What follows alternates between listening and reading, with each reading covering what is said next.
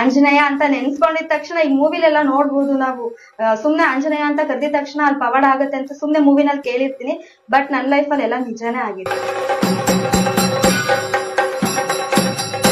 ಆಮೇಲೆ ಸ್ವಾಮಿಗಳು ಪವಾಡ ಹೇಳಕ್ ಆಗಲ್ಲ, ಮ್ಯಾನ್ ಆಫ್ ಮಿರಾಕಲ್ಸ್ ಅಂತಾರಲ್ಲ.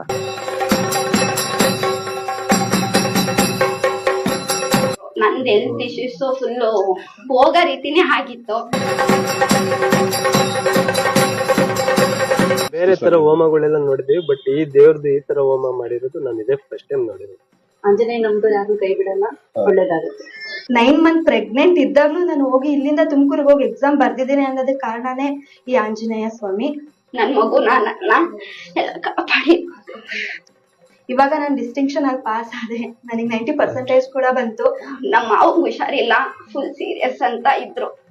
ಅವ್ರನ್ನ ಕರ್ಕೊಬಂದು ನಾವು ಇಲ್ಲಿ ಇಟ್ಕೊಂಡು ಅವ್ರನ್ನು ಕಾಪಾಡಿದ್ರು. ದೇವರ ಹತ್ರ ತುಂಬಾ ಶಕ್ತಿ ಇದೆ, ಅದ್ರಲ್ಲೂ ಆಂಜನೇಯನ್ ಅಂದ್ಮೇಲೆ ಯಾರು ಅದ್ರ ಬಗ್ಗೆ ಮಾತಾಡಂಗಿಲ್ಲ. ನಾನು ತುಂಬಾ ಜನ ಪಂಡಿತರೆಲ್ಲ ನೋಡಿದೀನಿ, ಸುಮಾರು ಜನ ನೋಡಿದೀನಿ, ಆದ್ರೂ ಇವ್ರ ಹತ್ರ ನಡೆದಷ್ಟು ಪವಾಡಗಳನ್ನ ಎಲ್ಲೂ ನೋಡ್ಲಿಲ್ಲ.